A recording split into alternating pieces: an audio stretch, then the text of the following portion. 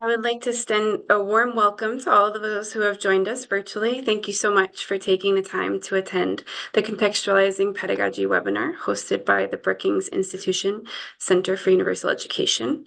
My name is Rachel Dill. I am the Senior Project Coordinator and Research Analyst for the Strengthening Pedagogical Approaches for Relevant Knowledge and Skills, or SPARKS project at CUE. I'm going to be providing a brief introduction to the SPARKS project and our conceptual framework for the recently launched working papers. We will then hear from our panel, allow time for questions and answers, and we'll close by foreshadowing some of our work in Egypt, India, and Mexico. I'd like to remind you at this time to please either submit your questions through the question and A function on the webinar, or please submit your questions via Twitter using the hashtag Conceptualizing Pedagogy or by emailing events@brookings.edu. We'll have time for these questions and answers after the panel discussion.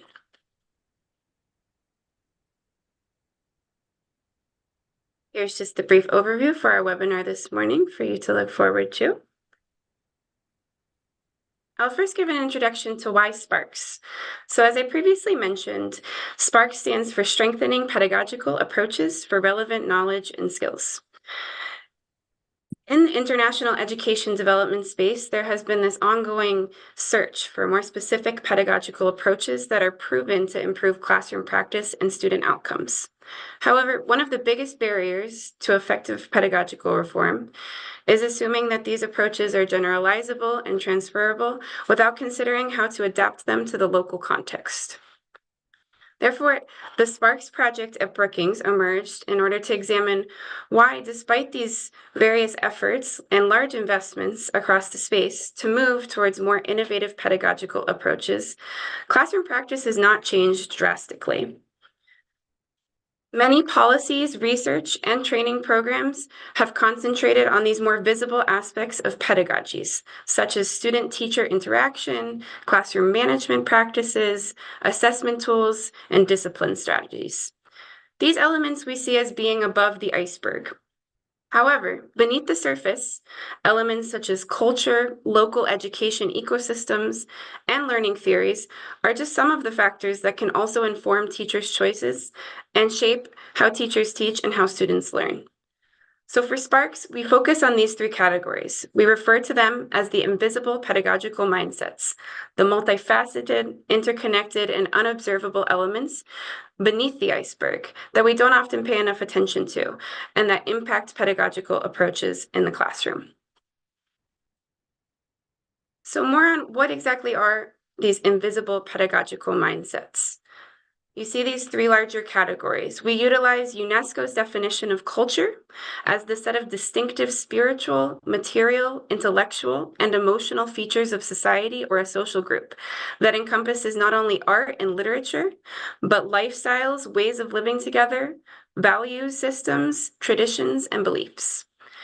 Because knowledge is situated within its social context, an individual's learning is shaped by these social processes and values within a cultural context. For the second category, local education ecosystems, the term ecosystem comes from the field of biology and can describe the interdependence of multiple organisms and their natural environment. In education, local ecosystems highlight a diversity of thought, knowledge, and expertise amongst actors, and the importance of contextualization to address local challenges. As you can see in the graphic here, local education ecosystems can include the policies, curriculum, assessments, instruction time, classroom size, as well as politics, technology, and different forms of education outlets. The third category we use to define invisible pedagogical mindsets is learning theories. From behaviorism to constructivism, many scholars over the years have attempted to provide learning theories about how students should best learn and how knowledge is created to be transferred to the classroom. The different epistemologies or ways of knowing that support various learning theories are very closely connected to the pedagogical approaches that teachers employ in the classroom and can affect how knowledge is presented, created, and reflected upon. Therefore, these three categories are what we collectively define as the invisible pedagogical mindsets. And how exactly are we addressing these within the SPARKS project? The SPARKS project has a two-pronged approach that you can see here. SPARKS supports 3 research policy collaboratives in Egypt, India, and Mexico. This model is based on the Research Policy Practice Partnership Model, or RPP model, that's common in the United States and Canada.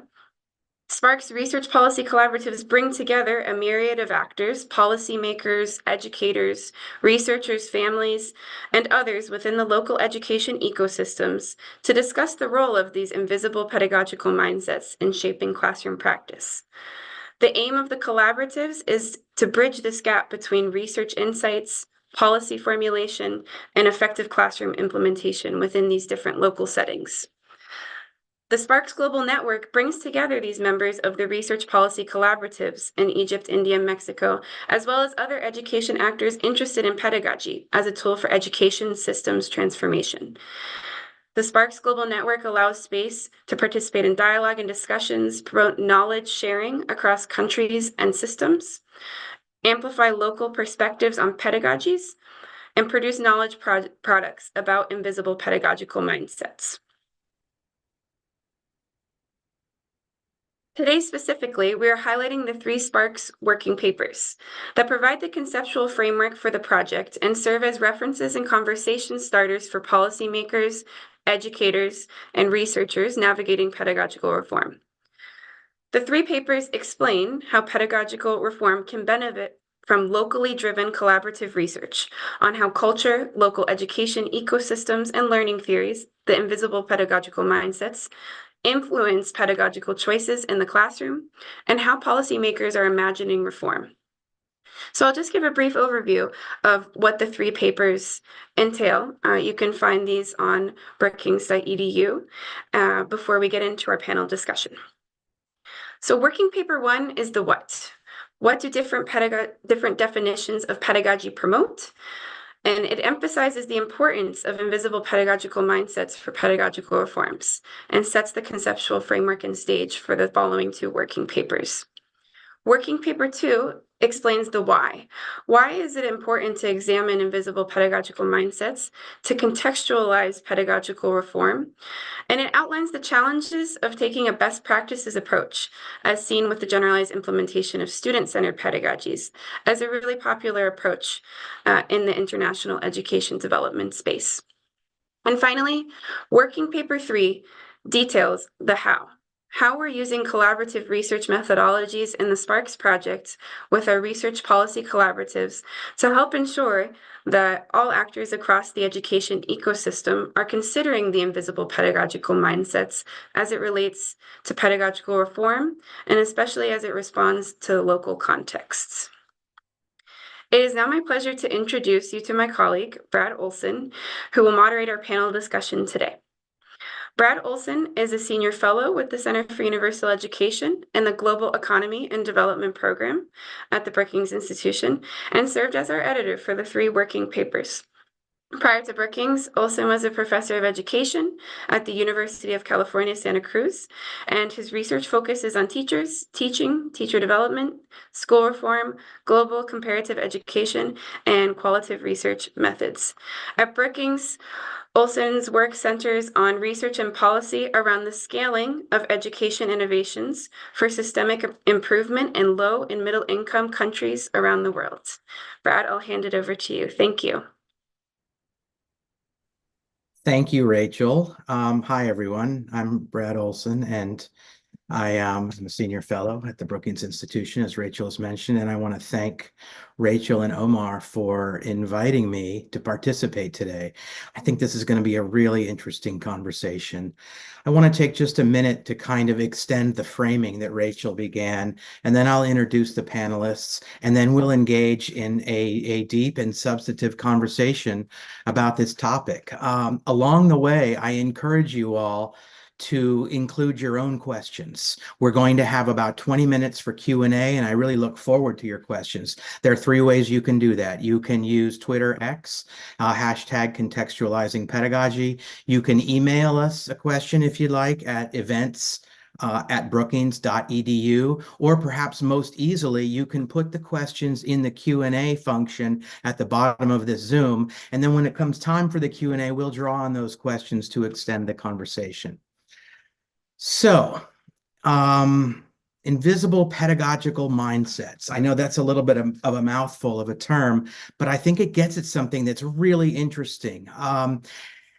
Rachel talked about the iceberg metaphor, and I think that's a really useful metaphor. You've got the tip of the iceberg, the things that people notice, but all of this underlying substantive structure below it.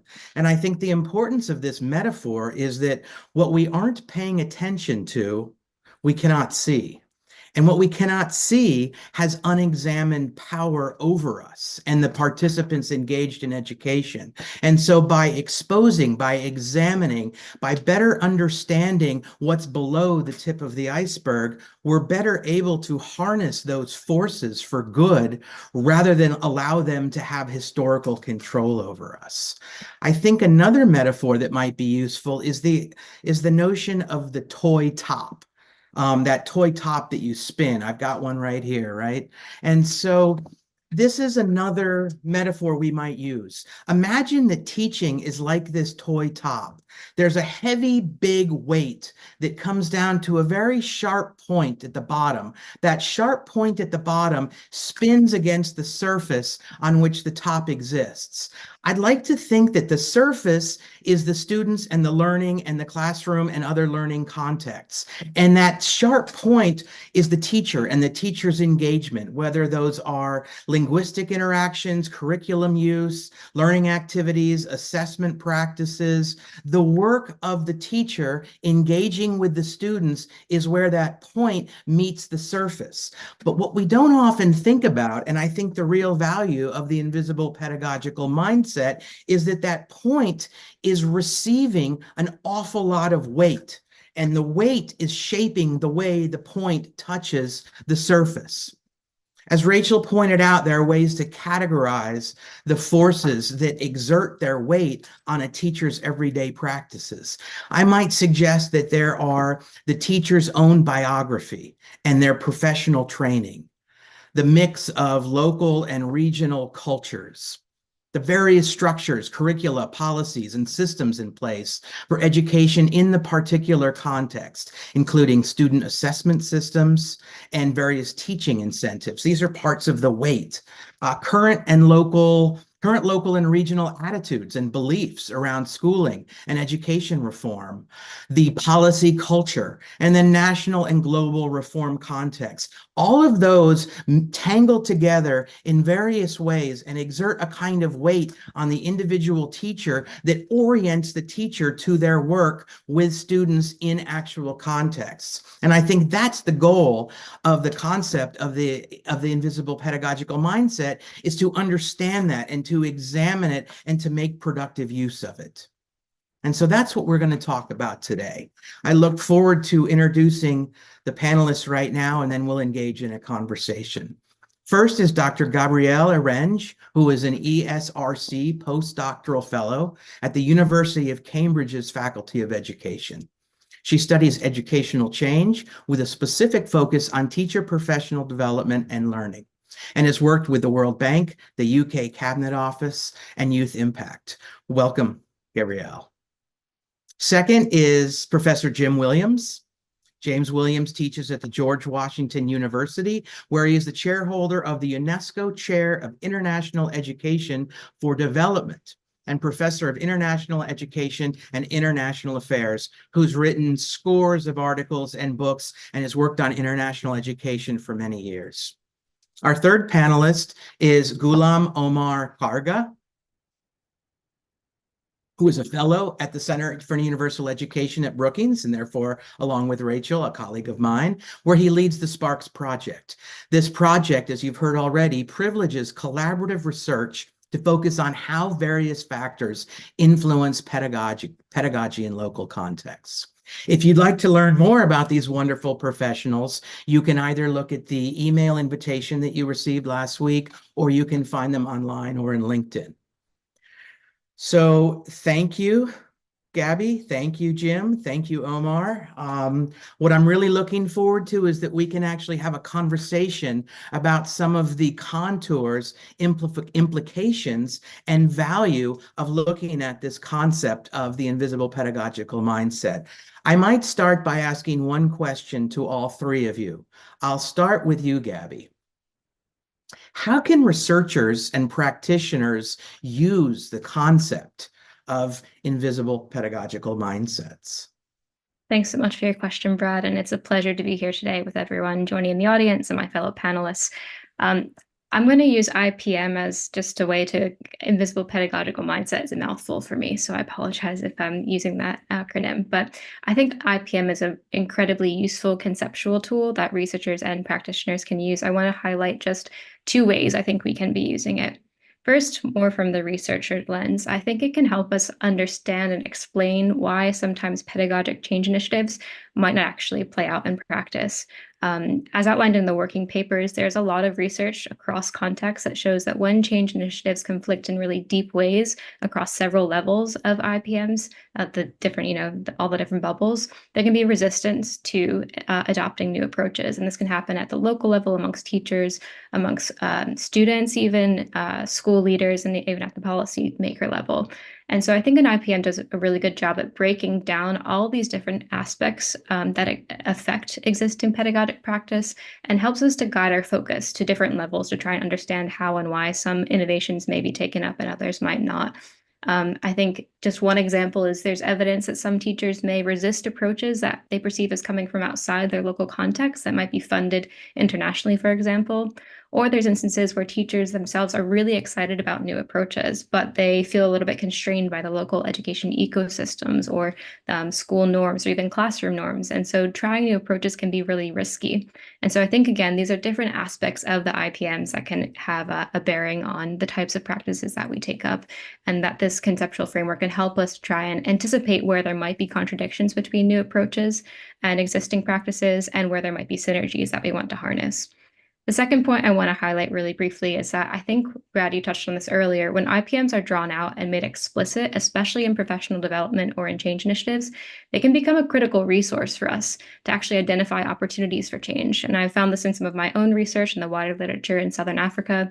IPMs, making them explicit, so valuable because, as you said, they can be really easy to overlook. They take them for granted, especially aspects of culture and learning theories.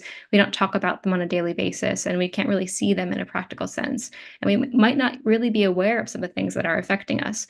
But by making them explicit, we can really start to interrogate and question our existing education ecosystems and notice what we might like to change. Maybe some things we don't want to change at all. We feel really good about these core values and beliefs underpinning some aspects of education, but maybe there are some collective beliefs or systems that actually we feel ready to change. And so by making these really explicit, we can start to have those critical conversations and bring, again, sort of our existing ways of working in conversation with new approaches we may encounter elsewhere. I'll pause there for now, and I'm keen to hear what the other panelists have to say.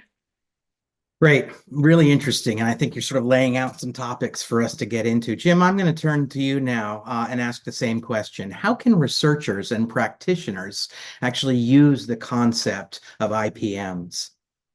Okay, well, thank you again for hosting the panel and for inviting me to take part. Really interesting question, of course.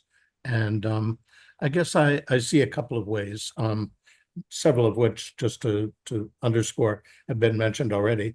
But just to raise awareness on the part of teachers, researchers, policymakers, perhaps parents and others, but at least teachers, policymakers, and researchers, that there are such things as IPM, just to call attention to the part of the iceberg beneath the surface, to look for them, identify them, and to enhance the sort of teacher's reflexivity, in a sense, to enable teachers to learn, and others to learn about teachers, but teaching,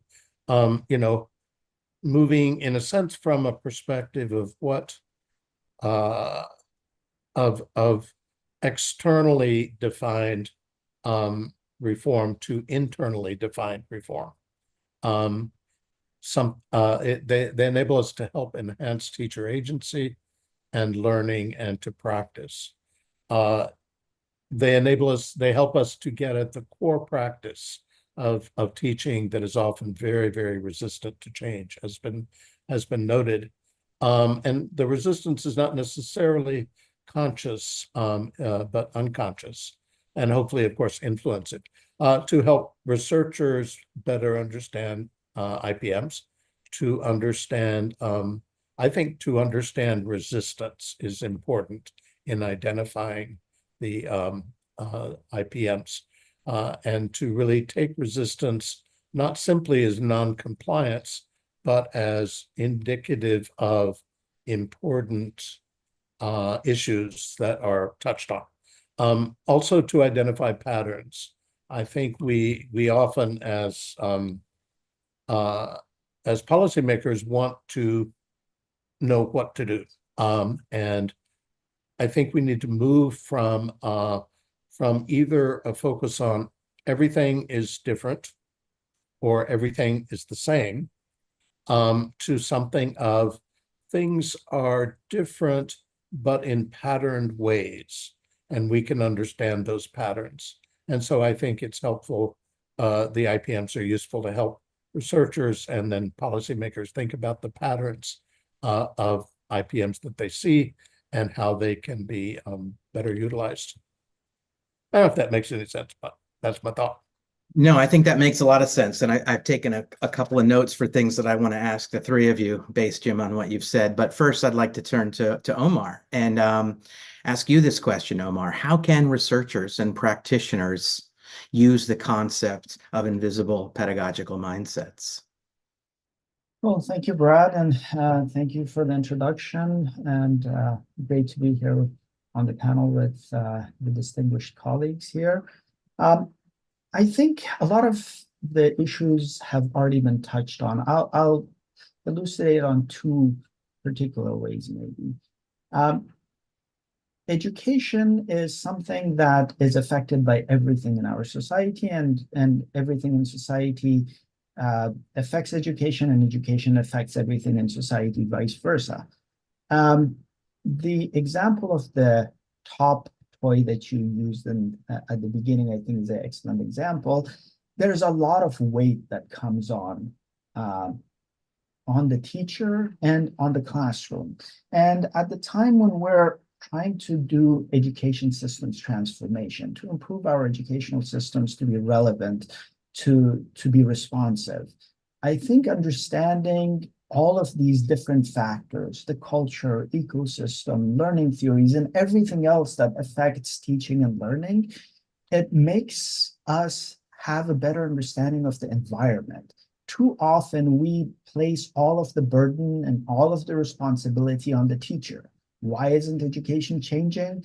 It's because the teachers aren't doing X, Y, and Z. Certainly the teachers have that incredible role of being that point of that top that turns everything around. But the everything that comes together on the teacher is an incredibly important part of this equation. And unless we pay attention to that, our education system transformation is going to be skewed. It's going to get off balance, and that thing is not going to spin in the right way. So I think the first thing that this can be used, the invisible pedagogical mindsets can be used for researchers, practitioners, and policymakers to understand that this activity of education is quite complex, and we have to look at it from an ecosystemic perspective. And if we want education system transformation to take place, all of these parts have to come together in a balance for this to work out. The second part of this is something that Jim alluded to in terms of resistance. Why, when we put in so much efforts to change classroom practice, often we look at resistance as a negative, that teachers aren't doing this because they're lazy, they don't have, or we look at it from a deficit model. And both of those things could be true, but this invisible pedagogical mindset introduces this third element in which it helps us look at teachers as professionals. The fact that they're resisting means that something is not working. And if we look into these deeper issues of how the invisible pedagogical mindsets could be affecting our change and why teachers are resisting it, then it might help us come up with better reform agendas. Great, cool. Let's dig into that a little bit. I think that one of the threads that seems to have come through all three of your responses, although I think, Jim, you're the only one who labeled it explicitly, is this notion of teacher agency. So, Gabby, you talked a little bit about how we should maybe reframe teacher resistance, or how teachers mediate reforms and maybe enact them in ways other than how the policymakers intended, or maybe they don't want to enact them at all.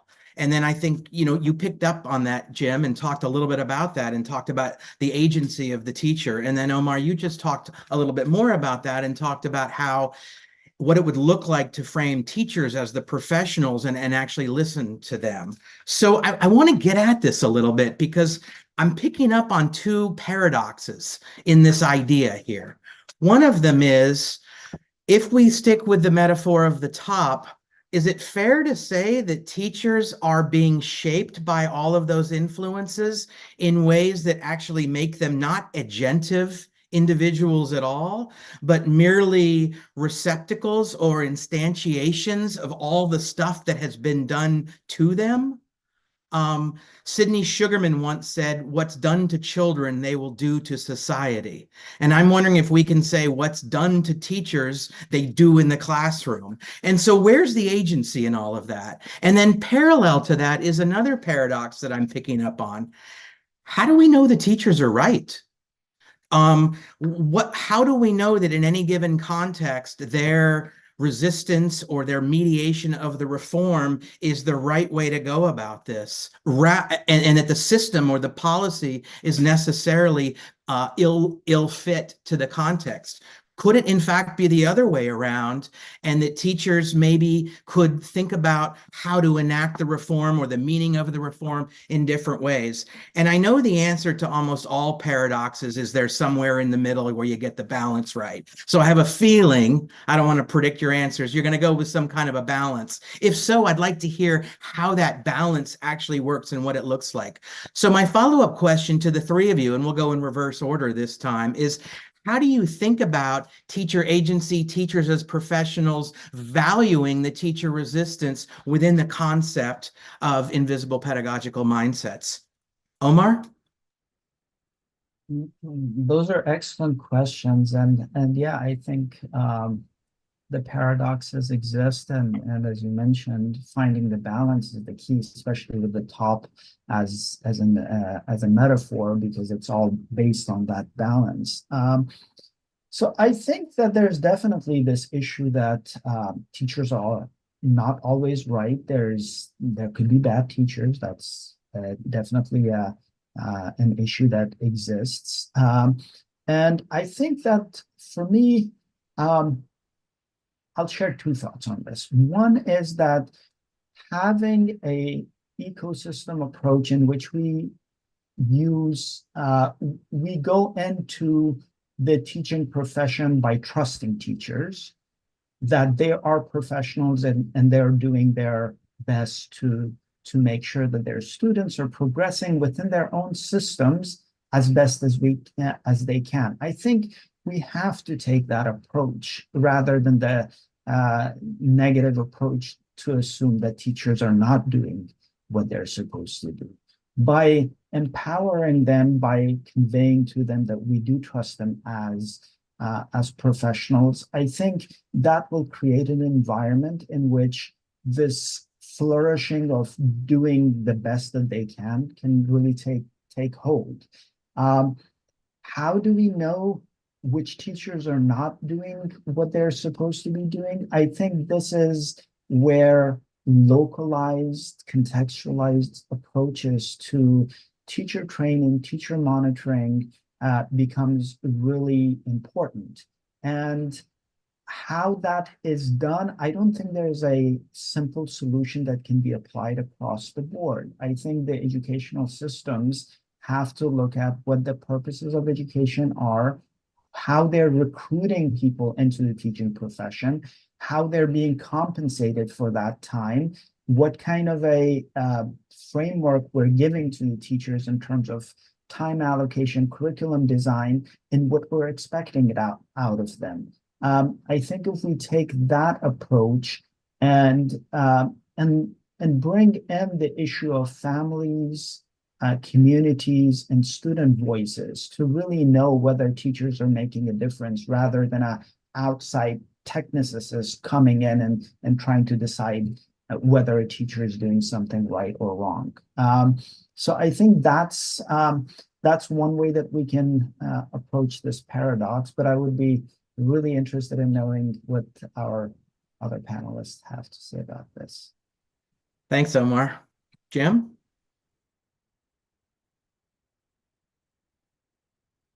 I think you're going to have to turn yourself off mute. There we go. Okay. This is a persistent issue. Teachers are like other humans. They want to do a good job. Other professionals, they want to do a good job, surely. And they also do simplify their work, but manage it so they can get it done and be paid for it. And so I think it's important to recognize that teachers, well, part of the top is surely the mass of expectations, rules, innovations that come at teachers, and part of the weight. And so how teachers manage all that is something we need to look at, I think, in thinking about how to improve the situation. And so, well, that's one piece. And not really linearly related. Teacher agency, I don't know. What I think it's good to ask teachers how agentive they feel. My guess is that most teachers, much of the time, feel like they don't have a whole lot of agency. But this would be something to explore with teachers.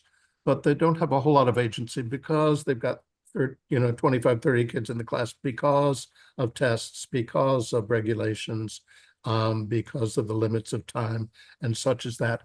And so I think the agency, part of the value of IPMs is that so teachers do what they think they should do. The decisions of how they do what they think they should do are heavily influenced by the IPMs.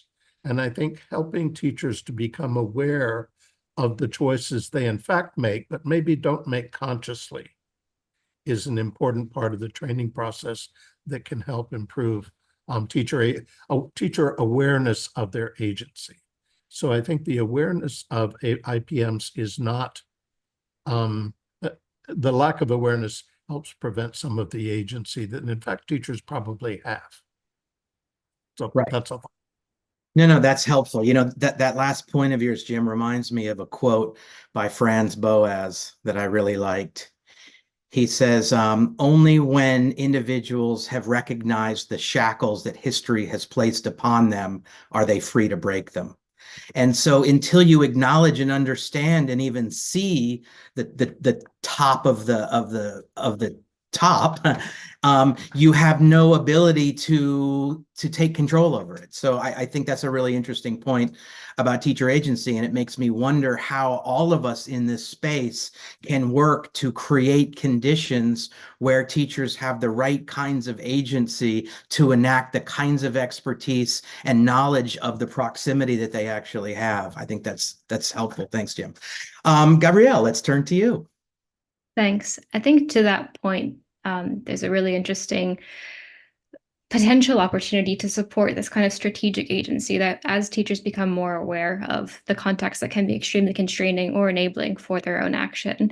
I think having explicit conversations about this in professional learning programs, development courses, in learning communities, and having a discussion about how can we actually navigate these contexts. I think making it explicit and then orienting it towards action and giving teachers a chance to sort of express the extent to which they believe they can navigate these systems. But then also trying to, again, sort of collectively generate solutions. I've seen that in my own research, that this kind of problem solving and strategic agency can be a really generative way to navigate these, what feels like a very impossible situation sometimes, all the various pressures placed on teachers. There's one other point I wanted to add, which is about just, you had a question about how do we know that teachers are right? I think understanding that the logic guiding teachers' behaviors and decision-making and oftentimes, I mean, there's always a logic to it, and just taking teachers' voice seriously and understanding what their goals are in a particular moment, and recognizing that the goals that teachers may have may be different from the new pedagogic approach that's being asked of them. And so just bringing that out, making it explicit, taking their perspectives very seriously, and understanding their rationales and respecting them, and then also using that as a launching point to support further learning, I think. Great, thanks. This conversation is very nicely moving into the next question that I'd like to ask. I'd like to talk a little bit about best practices in teaching and in education policy, because I think in some ways the concept of best practices gets at the same notion of how do we balance paradoxical opposing forces. On the one hand, there seems to be a real interest in localizing and contextualizing pedagogy and in understanding that every site, every group of students, every teacher is a unique situation. As Jim talked about, there may be uniqueness, but there may be patterns to the uniqueness. And so I think on the one hand, there is this notion that any site is its own situated reality. And then I think that there's this other popular movement right now in global education about best practices. Why don't we find what works or what's been proven or what's promising in other locations, and let's move it around and let's bring it to new locations. We might talk about this as education borrowing or lending. We can talk about it in a lot of different ways. But my question for the three of you all, and maybe this time I'll go middle out. I'll go Jim and then Gabby and then Omar. What do you think is the role of best practices in teaching, education policy, and teacher development? A question close to my heart.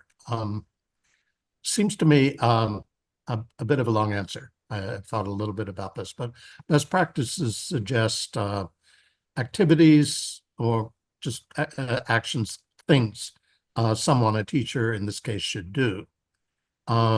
Typically, they are decided externally, validated externally, and applied in a general way toward people who should be doing them. And the problem with that, of course, is the paradox that the local situations are different. And local situations, a point I didn't make earlier, include the institutional culture of the school, of the building, as well as the school district and other units. But the building culture can vary a lot from building to building. Anyway, rather than best practices, I try to think about best principles. The best principles they don't exactly say what you should do. They suggest what principles you can use to guide deciding what to do. They open up the thinking rather than from a sort of compliance model, here's what to do and let's do it, to getting people thinking about what it is that works and what it is that works where and when, sort of in the context in which practice was originally used and our own. And so it allows thinking and encourages agency as opposed to adoption and straight implementation. So best practices become something not one should adopt so much as consider and learn from in the light of one's own experience and situation. The second point, and then I'll stop, is thinking about innovations. We often think about innovations as a kind of like we think about machines. Once we get the innovation right, we can plug it in anywhere and it will work. And that's one way of thinking about it. Again, that's an externally defined innovation. And there probably are there are things that work sort of universally. And medicine does not, the efficacy of medication does not, well, it may depend somewhat on the context, but it's pretty close to context-free. Education, it's a different beast. And so innovation, in a sense, a common understanding of innovation is it's replicating the machine or the technology that makes something work. It overlooks variations in the invisible mindsets. And another approach is to think about innovation not as something, think about the process of innovation as something that local people do, that professionals do. And they innovate based on their knowledge, their experience, their values, and such, and can ideally adapt, develop develop approaches that will work in that place. And so rather than replicating the innovation, the structure of the thing, how about doing some research on thinking about how to innovate the conditions, how to replicate the conditions under which teachers can innovate. And to me, that seems like a fruitful, bit idealistic way of approaching it. I think, Brad, you're Great. muted. Yeah, I think that's really helpful, and it maybe gets us to talk a little bit later about what it means to adapt and contextualize a set of principles or a core to an innovation, to a new location, which is innovative work in and of itself. I think that's really helpful. My clever middle out may have confused me a little bit. Is it Gabriella, are you going next? Yeah, thanks. Yeah, I completely agree with Jim's response and the idea of best principles or promising principles over best practices. And I thought maybe it'd be helpful to provide a concrete example of what this could look like. So there's some research that I really appreciate from Tanzania, where Jukes and colleagues found that teachers preferred whole class teaching activities and sort of choral responses to questions. And when probing this and kind of getting into the IPMs underlying teachers' practices, they found that teachers linked these practices, these collective practices, to social and cultural values in Tanzania, like togetherness and fairness and minimizing public embarrassment. And so in this context, perhaps using maybe what could be a best principle of like differentiation or targeted instruction, there might be a little bit of dissonance there. If you're working to try and individually support students, how can you do that in a collective environment? And so that's, I think the authors did a really interesting job proposing some potential ways to kind of develop hybrid pedagogies, or using this principle of how can you generate information about student understanding in an individualized way that still supports this, respects the collective approach. And one tiny example they suggest is essentially to still elicit whole class responses, but to have students use like thumbs up, thumbs down, thumbs to the side. And that provides individual information about students' understanding about a particular question, but all at once at the same time. And so I think that's a really interesting way to think about how is this principle of providing individual targeted feedback on student learning, how that could be possible in a space where the kind of collective and engaging and learning together is still really valued. And so I think, invisible pedagogical mindsets, that is a tool that can help us, again, make these opportunities explicit, recognizing that there are real social and cultural values underpinning these ways that teachers are working. How can we harness them to integrate or maybe blend with some of the best principles or promising principles, as I've said, that may come from other contexts? Great, helpful. Omar. Yeah, those are excellent responses. That I think what I can add to this conversation is, usually when we talk about best practices, they've shown promise somewhere, and that promise is documented somehow. I think the question becomes related to Gabby's response. It's best practices for what? I think a lot of times when we talk about best practices, we don't ask the question of the purpose of the best practice. So, for example, if we're talking about pedagogical reform or pedagogical change, if a particular version of student-centered pedagogies is being promoted as a best practice, what is the end that best practice goes towards? What's the purpose? Is it to improve human capital? Is it to improve thriving? Is it to improve national identity? I think part of the conversation about best practices, there's definitely value in them, but it's important for each context to first ask that question: what is this best practice meant to do at the end of the day? I think that's a critical issue. Another issue that comes up is related to a lot of the work that you do. It's about scaling. We usually apply best practices because we want to scale something in the educational space quickly and get the same impact. Again, I think a lot of the conversations and dialogue that invisible pedagogical mindsets can bring into the discussion and decision-making process is usually gleaned over. We don't talk about, if we expand this practice as is or with minor tweaks, what does it do to culture? How is it responsive to local education ecosystem? What does it do to the ontological and epistemological understanding of how teaching takes place and how learning takes place? And another complexity that's introduced in this, especially in a lot of the global South environments, is that these best practices are usually promoted by donors, bilateral or multilateral donors. And countries have this issue of power when they are power and money, when they're trying to either take on best practices or push back against them. Usually these are either implicitly or sometimes even explicitly part of donor contracts, that these are best practices that we think are going to revolutionize your educational system, and you should take that on. That has a lot of power issues, that has colonial roots. So I think these are some of the concerns that best practices brings into the education transformation space. And the invisible pedagogical mindsets, it provides this room for that dialogue to take place. Are these best practices for our context, and how do we deal with them?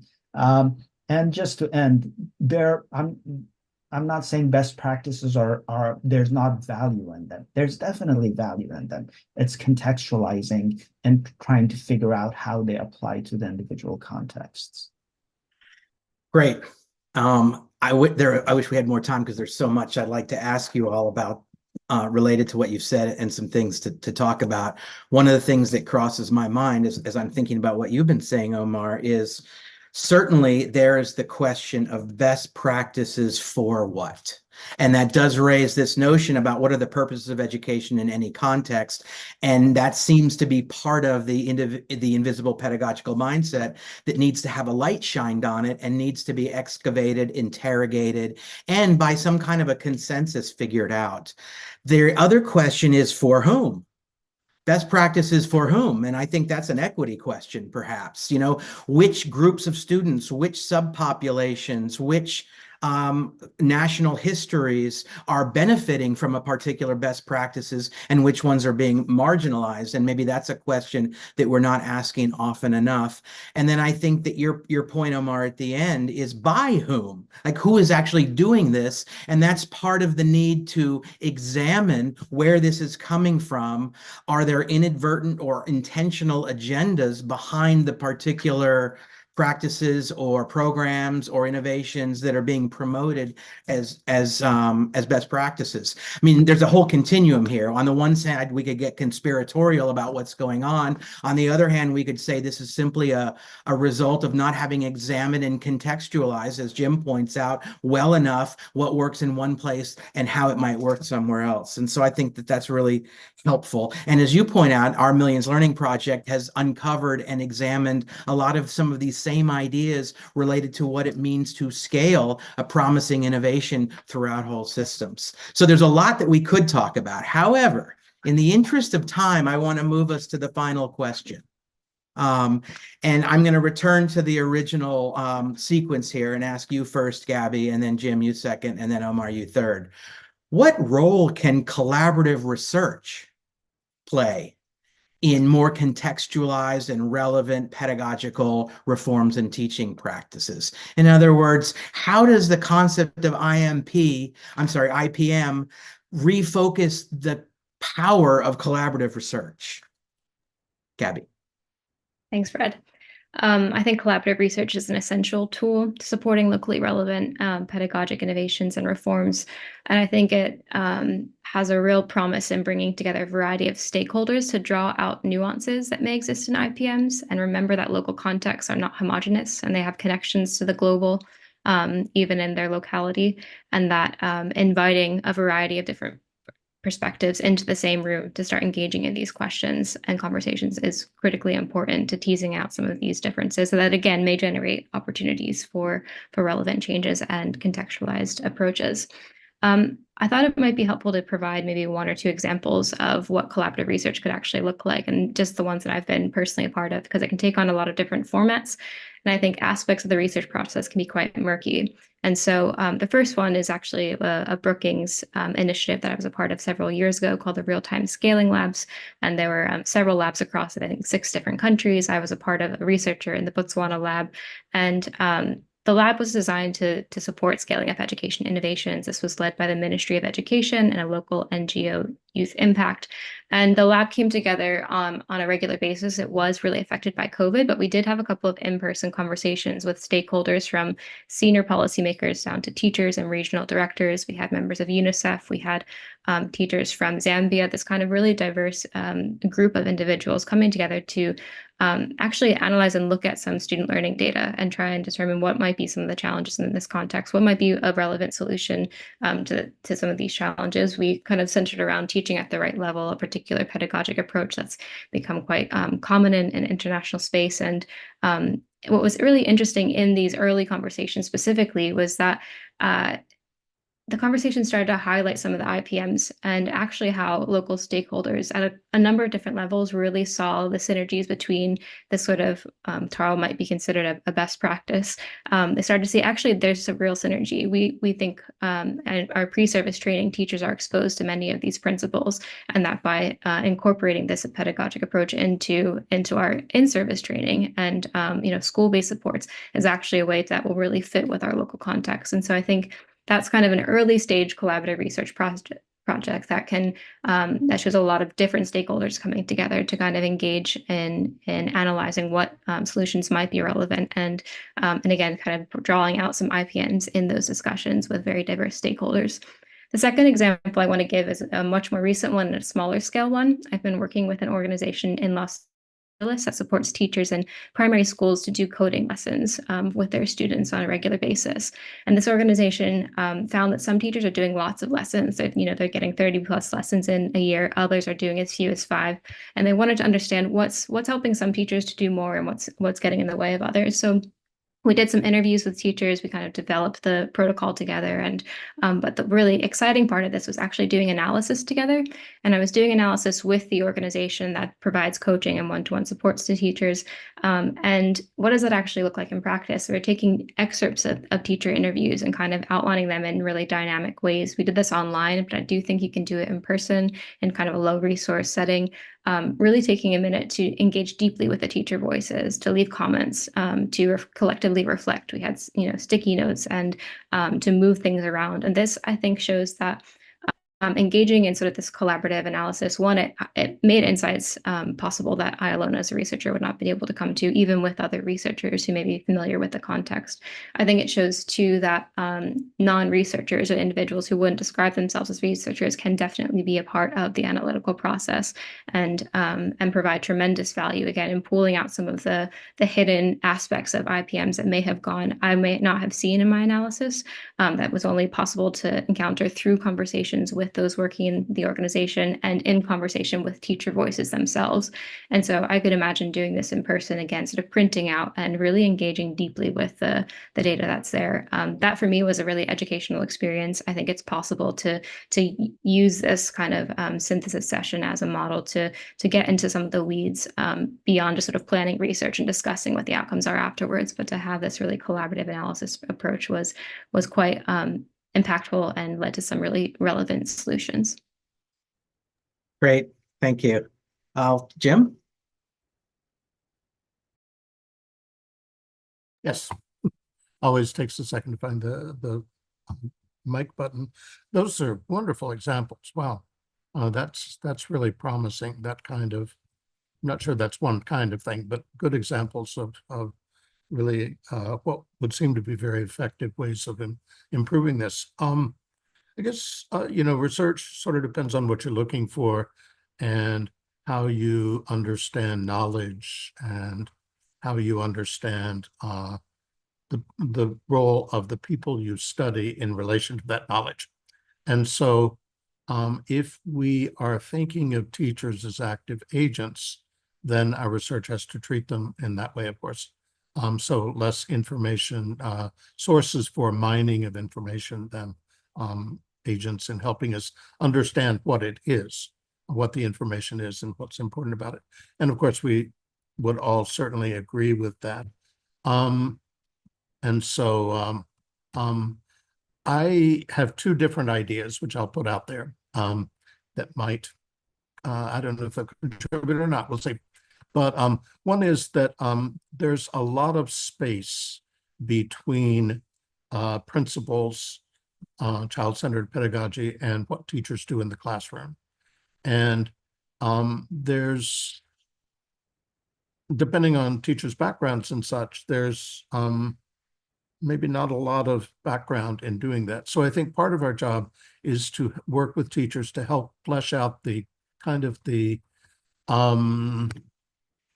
infrastructure between the principal and what they do, the infrastructure and the scaffolding. And so anyway, I think that's we need to discover how it is that what it is teachers need to be able to translate. The other thing is, and rather abstract. The other thing is, well, two other things. One is the practice in Japan, at least, of lesson study, in which a teacher, gives a lesson to colleagues, and they critique it. They talk about it in hopefully in a supportive kind of way, and that's really pretty effective in helping teachers to understand and improve their teaching. So I might nominate that as an idea that might work in some places. And then the third piece would be textbooks.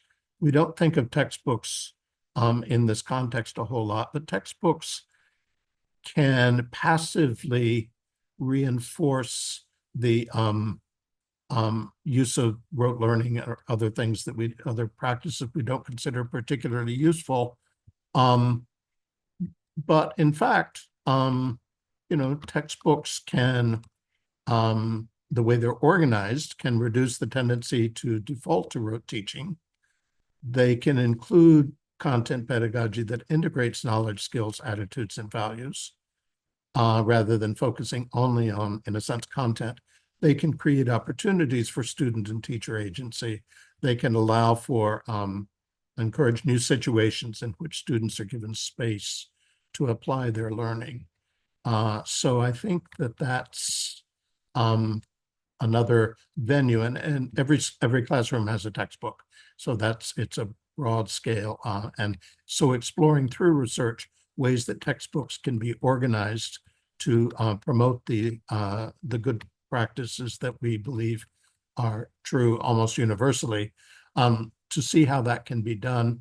And part of that involves an understanding of how textbooks are created, which understands which explains the curriculum development process, the role of syllabi, et cetera, in centralized or decentralized systems. So long-winded answer there. No, very helpful. It's a very illuminating answer. Thank you. And in just a second, I want to get back to some of these examples we're sharing. But first, Omar, I'd love to turn to you. Sure, thank you. And thank you, Gabby, for pointing out the real-time scaling labs, which I had the honor of working with both you and Brad on as a collaborative research activity. So I think to add to the conversation, I'll pull on my experience from my last position before joining Brookings. I worked with the Ministry of Education in Afghanistan to try and transform education system there. And one of the things that came out from that experience was wearing this different hat from a policy perspective. And I think the relevance of that to collaborative research is understanding what the role of research and evidence is in policy decision making. I think all too often we believe that evidence that policies should be based on evidence. And that is not the reality of how the world works. Education is a moral, social, ethical, multidimensional, as well as a technical activity. And when we talk about evidence and research, we usually think about our findings leading that entirety of the conversation. Collaborative research, I believe, opens up this space for multiple voices to come in and talk about what is important to be studied and what kind of information is needed. And I think by opening up that space, we hear the multiple voices that both Jim and Gabby referred to. And we can use those multiple voices in many ways, depending on the context. It could be complementary, it could be action research, it could be lesson-based studies with the teacher, but bringing those voices in which we as the researchers are not taking the banner and saying we have the solutions that you're going to need. It makes it a more of a holistic community activity.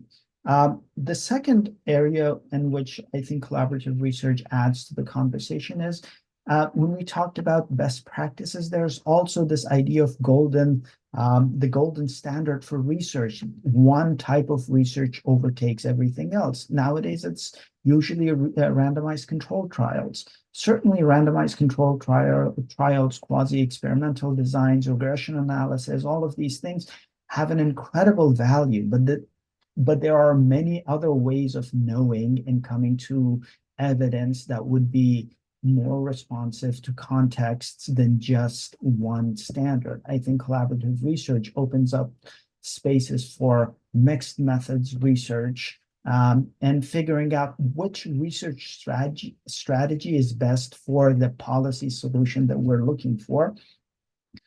And I think to just end with the thought that opening up space for evidence that's locally led is incredibly important. And collaborative research and the way that we're thinking about it and the research policy collaboratives, it should be sustainable. It should be something in which a local entity starts looking at these questions from multiple perspectives and figuring out what is the best evidence that we can put it into the environment that could help education systems transformation to transform for better for the local context. And I'll end at that. Great. Thanks. What I'd like to do now, first of all, I'm noticing shafts of light behind me coming from above, and I'd like to believe those are illuminative slices from the important insights that you all shared as a panel. I want to offer a couple of remarks and then open this up for questions. And again, to those of you all who are listening, please use the Q&A option at the bottom of the screen and ask us some questions. We have a few already, but I'd love for some more. Before I go into the questions, though, just very quickly, I want to offer a couple of observations based on what you all have just been talking about.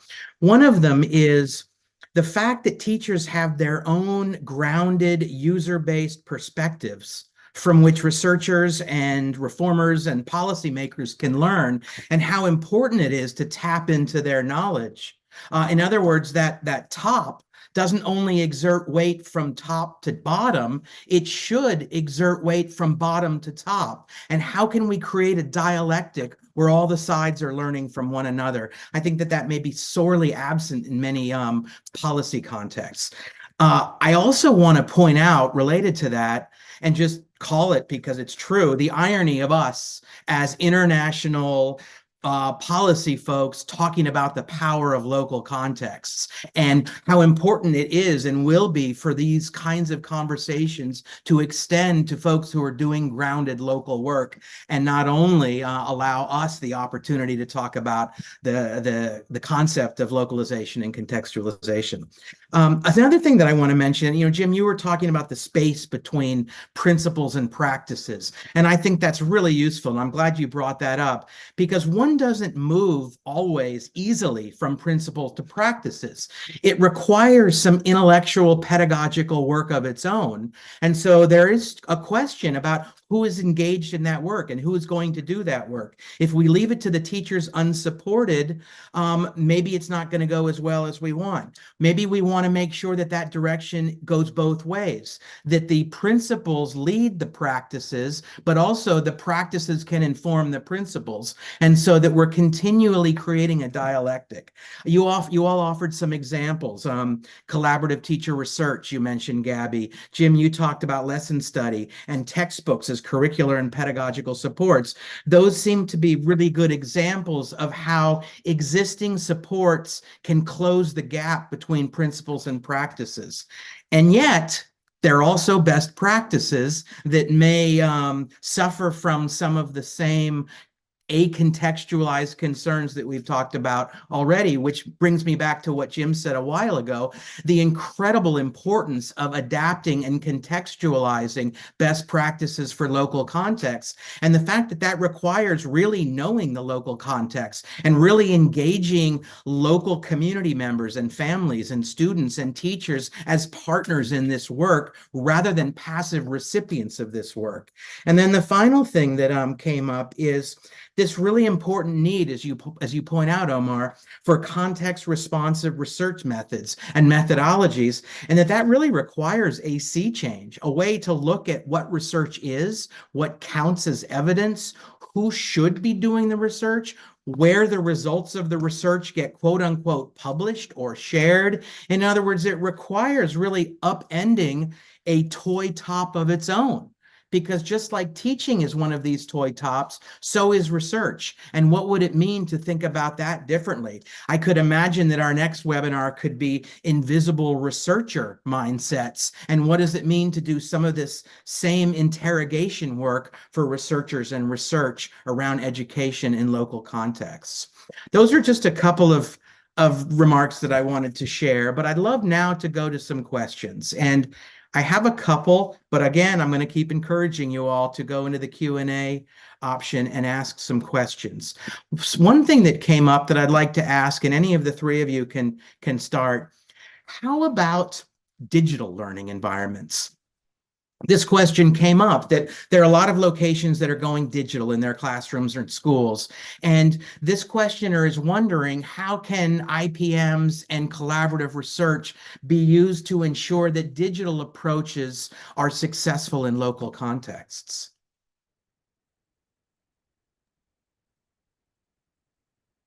I must confess, so I'm going to start by confessing that I don't know a lot about how that can be done. But I think that. And Jim, let me just ask you, is that because you don't think you just don't have enough knowledge about it, or do you think you're skeptical that it can work? Not enough knowledge. Okay. So just very quickly, there seems to be a lot of potential for individualization of certain learning materials, depending using AI and other techniques to use student responses to move to the next point, et cetera, et cetera. And I'm thinking that something like that for teachers could be very helpful to based on the teacher, the student's responses, what's next? Do they get this concept, not get it? If they don't get it, what do you do? Just a kind of complex sort of individualization surely would be helpful, at least in the abstract. Gabby, Omar, you want to weigh in on how this concept of invisible pedagogical mindsets might play out in the world of digital education? Yeah, I have to preface with what Jim said as well. I'm not a digital specialist, so I have limited knowledge of this, but I think that building on Jim's point that on the one side, there's this potential ability to customize educational curriculum, educational programming for individuals, in which if invisible pedagogical mindsets is built into those algorithms, it could potentially help in some way. But I think that stepping back and looking at program design, I think looking at digital solutions as an intervention that we're trying to put, and discussing how those interventions work within each of the local contexts. And I think a lot of the conversations about invisible pedagogical mindsets applies in the digital arena, but there's additional elements. How do people view digital education? How digital education interacts with specific subjects? When we introduce our research policy collaboratives, our collaborative in Egypt is looking at how ed tech and digitalization is interacting with Arabic teaching, which could be different than how it interacts, for example, with mathematics.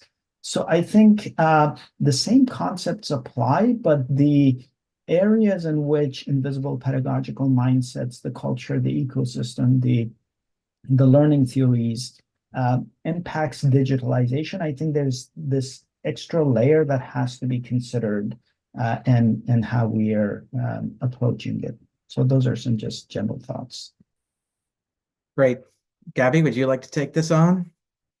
I just want to say, yeah, I'm also not a digital specialist, and so I don't feel I have very much more to add. But I guess this is less about invisible pedagogical mindsets and more about just, again, thinking about the accessibility of technology and how some of the perhaps individualization might be adapted again for lower technologies versus higher tech, and just, again, thinking about sort of access and equity related to how technology is being used as a part of that sort of contextualization process. But nothing more to add from my side. Great, thanks. Okay, I think that in a way, Omar, you are referencing, and maybe you meant to reference it, Lee Schulman's work on the different categories of pedagogical knowledge. And he came up with 7. And one of them is this notion that subject knowledge and pedagogical knowledge mediate each other. And so knowing pedagogy in terms of teaching language is different from pedagogy in terms of teaching math or science. And then people have added to Schulman's list of knowledges to talk about technological pedagogical knowledge, to suggest that technology mediates how we think about pedagogy.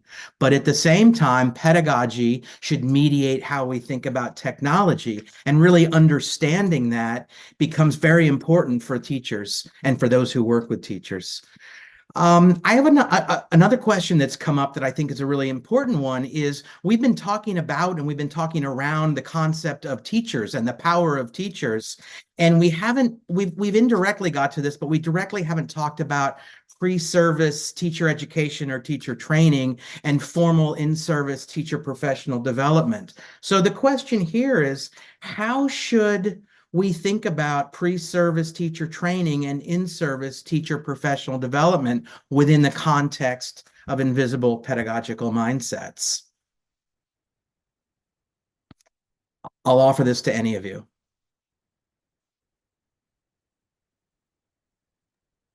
I can start and just kind of foreshadowing some of our work in with the research policy collaboratives that are actually doing the work and in the local context.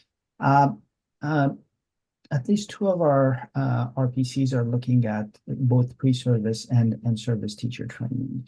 And I think in addition to what we have talked about in terms of the different elements of invisible pedagogical mindsets that have an effect on the entire education, I think the pre-service and in-service teacher training is intimately tied to the educational ecosystem, because they either feed teachers into the system or they try to do professional development while they are in the systems. And often the curriculum, the requirements for pre-service teacher education is not in alignment with the syllabi and the curriculum that teachers are teaching. And sometimes the pre-service and the in-service teacher training programs are not aligned. So they could be sending mixed messages to the teacher in terms of what they're supposed to focus on. So I think one element that's really important in terms of using invisible pedagogical mindsets and for pre-service and in-service teacher training is looking at alignment. Is the ecosystem aligned and giving the same message, or the ecosystem is misaligned, giving multiple messages, and then expecting that the teachers decipher those messages and then make informed decisions? So I think that alignment piece is a critical piece. Gabby, I know you've done some work around professional development. I wonder if you've got something to offer. Thanks. Yeah. I think in my work, so a lot of my doctoral research was focused on looking at 15 professional learning programs for in-service teachers in Southern Africa, and trying to understand how these programs were supporting teachers to try and adopt new pedagogic approaches. And what we found in the ones that were particularly effective is that PDs that engage in visible pedagogical mindsets that actually, again, sort of elicit them and treat them as sort of raw resources, as an opportunity to support teacher learning to really become aware of their own context. That's where we start to see some of the deeper substantive change in practice, where it's not just sort of teachers trialing new techniques, but really starting to see new pedagogic possibilities, starting to maybe shift how they're the pedagogic paradigms that they're working within, and starting to see their students in new ways, recognizing that they might be able to actually do things quite substantially different. And what this looks like in practice in professional development, I think it's often around conversation and dialogue. It's about bringing kind of an artifact from one's practice. That could be a video of one's practice, of a vignette of a teacher from another school, and critically analyzing it and reflecting upon it in kind of an open way with peers. And that's, again, an opportunity to start to sort of see things differently, to engage these various skills that you were talking about, Brad, sort of the pedagogic content knowledge, pedagogic knowledge, that really invisible pedagogical mindset, I think, is like a substance for learning, and can really support teachers learning to think deeply about their own context, but also link it back to some of the theories that PDs might be bringing in.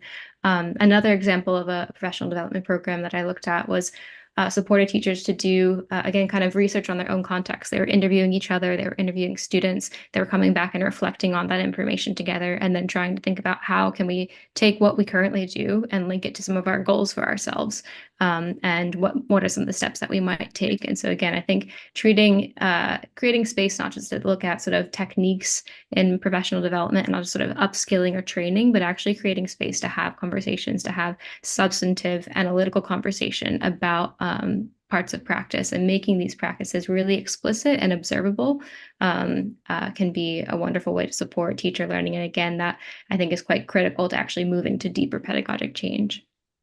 Great. Thank you. Jim?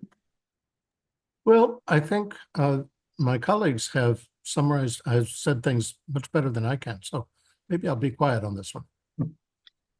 I know we only have 2 minutes, so this last question I'm just going to ask and maybe kind of offer suggest that you offer a quick set of responses. And my question on this one, and this one comes from me, are there current examples and models that really exist that are operationalizing this IPM concept, or is this something that's brand new that's never been done before? If there are places or programs that are actually doing it, could you just name them or tell us how we can learn more about them?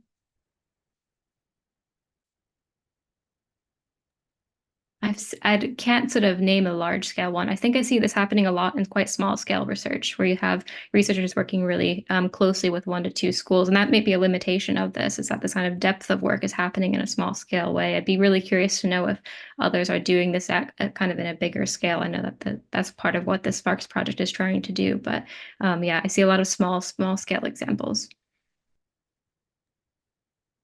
And to just build on Gary's response, I certainly don't think that this idea of focusing on culture, on educational ecosystems, and the underlayment of the iceberg is something that's new to Sparks.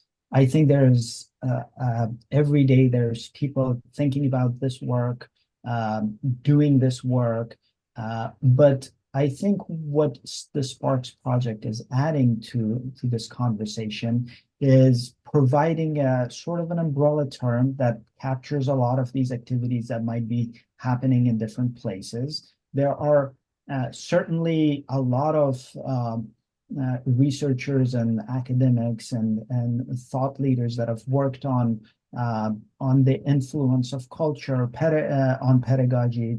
Tableau is one example from Africa. There's people in India and Mexico and in Egypt and all of these other places that have touched on these incredibly important issues. So it's certainly not new, and that's not what we're claiming. What we're saying is that this idea of naming this as invisible pedagogical mindset to provide an umbrella term helps us have that conversation better. And to just add, this idea of collaborative research is not new either. It's something that the research policy practice programs have done in the US. There's action research, participatory research. I think what we're trying to add to the conversation in that regard is kind of bringing this idea of collaborative research to education transformation and adding this element of invisible pedagogical mindsets as a topical issue. That's how I see this as situated in the field. Yeah, thank you. I know we're out of time, but I'd be remiss if I didn't give Jim an opportunity to respond to this question. So I'd love to hear from you, Jim. Okay, well, 3 quick points. I think echoing Gabby's comment about, in a sense, pieces of this being in many places, but I don't know, maybe I'm not aware, and maybe your research at Brookings is heading toward this. I don't know of systemic kinds of efforts to think this way. And so thinking of the school and the teacher, of course, but also the ministry and the policymakers and the parents and the kids. Kids may not like, kids may be comfortable with a certain style of pedagogy, and they may not want to do something that involves different or more behavior, at least initially. And so thinking about that is important. And so examples on a systemic scale, and maybe again, that's what you all are doing. I hope so. The second point is, I think we need to think about the permission environment of teachers in the system. Do teachers feel they have the possibility of doing something different than what they feel like they're told? Do policymakers, are they open to listening to it? Are researchers encouraging it? I think that, of course, we want the bottom to be agentized, the teachers, but I think we also need to open up, to find ways to open up that space at higher levels of the system that have a great deal of, particularly centralized systems, have a great deal of authority over teachers. And so I think we need to think about that a little bit as well. And I guess that's really it. Great. Well, Dr. Gabrielle Arrange, thank you very much. Dr. Jim Williams, thank you very much. Dr. Omar Karga, thank you very much. It's been an honor and a real privilege to get to moderate this really interesting and substantive conversation. And I want to thank you all. And I'd like to turn things over to Omar to close out our session. Thank you. Thank you, Brad, for moderating and having this really enriching conversation. And thank you to my fellow panelists for the discussions. I just wanted to take the last 5 minutes to talk about what to look forward in terms of our work with SPARKS. As Brad mentioned in one of the last comments, we are a global North organization that is talking about contextualization. And our work is actually based in 3 countries, and they are the actual teams that are doing the work.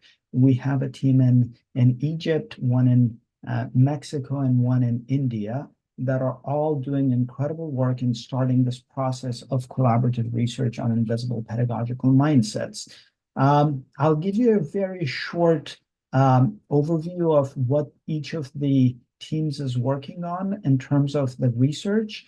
And I will then hopefully will get into other webinars that will be focused on each one of these teams to provide more localized, contextualized perspectives on the research that they're doing. So our team in Egypt is focusing on the Education 2.0 policy that Egypt has started for several years now.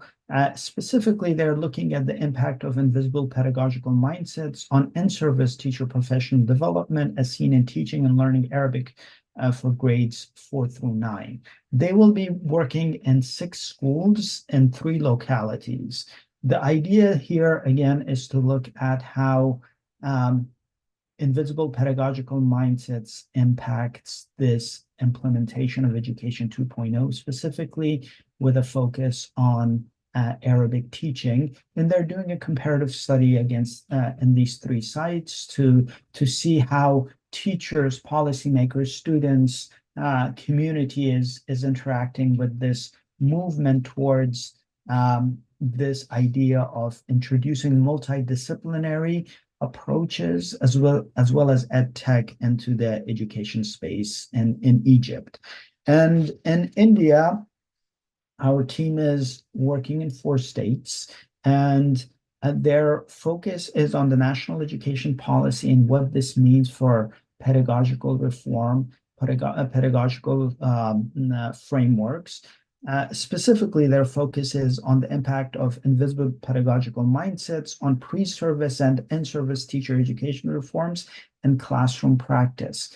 Again, this team will be looking at this through a comparative lens and how these different pedagogical reforms are being translated into pre-service and in-service teacher education programs, and how this impacts the implementation of pedagogical reforms in the classroom.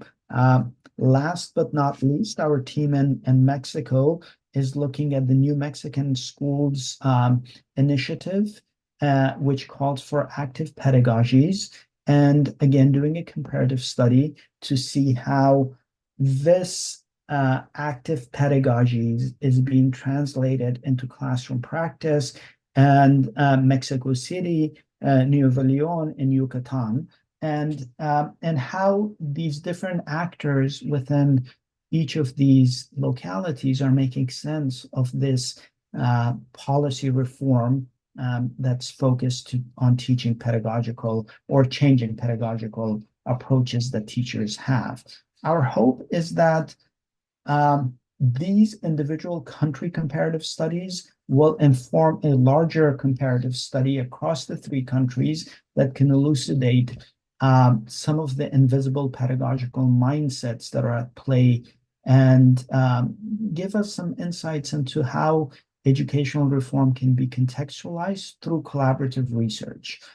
We hope that in the next few months, we will be highlighting each of our teams and delving more deeply into their research, into their experiences, into their insights, both on invisible pedagogical mindsets, as well as their experiences in terms of how collaborative research can inform policy reform, how collaborative research can be a complementary activity that brings in multiple voices.